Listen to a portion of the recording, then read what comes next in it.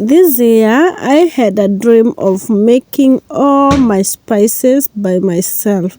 I wanted to have all my spices homemade, from curries to ginger grounds to garlics, tomato sauce, all those. I wanted to have them homemade.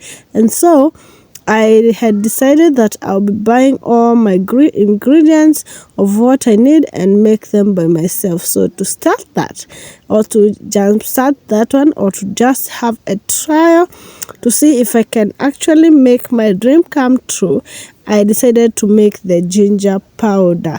So let's see what is the process. So when you're making your ginger powder, you have to make sure that you have a grinder by yourself. You have, of course, there is sand for drying, or you have a hydrator. So in my case, I use sand. So you wash off the mud that comes in the ginger and make sure that you peel it very well before cutting it down. So you cut it into small pieces that are easy to dry.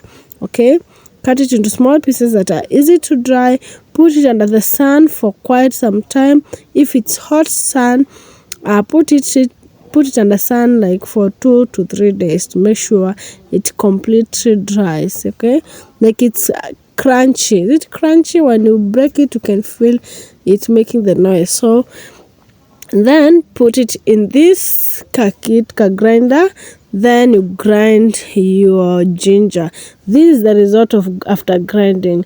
And even if you can see like they are really soft or smooth, they are not necessarily so smooth. At the sides you can see some rough chunks, and so to remove those ones, I'm going to use my sieve so that I can separate the rough chunks and the smooth ones. Okay, so the one that I'm sieving, that was going down, I'll put it in a container. That's what I use in cooking my food. And the chunks that are remaining on the top, I'm supposed to grind them once more, or even for those that will be unable to come out, I'll just put them in my tea leaves to ensure that it gives the tea leaves the tangawizi taste. So si mbaya, hata nikiweka uzuri ilikuwa ginger pekee, so there is no other taste that is expected to be in that tea. Okay, so that's what I'm doing, and as you can see, it's coming out quite well. The gingers were not so many, but yeah, this is enough for the start. I can see that it wasn't such a bad decision. Okay, so after sieving them here, I'll put my ginger in a container. And they usually say if you have corn flour, corn flour, you can add a bit to ensure that the ginger powder does not necessarily come together like it form lumps.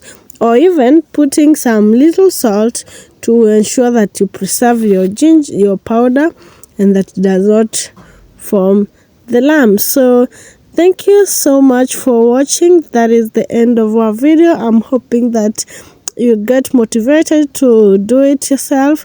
It's fun, even if it's not such a easy task as compared to going to buy to the supermarket, but it's fun knowing that you can actually make something from scratch for your own self. So I'll see you in my next video. Kindly do not forget to subscribe and turn on the notification bell. Bye.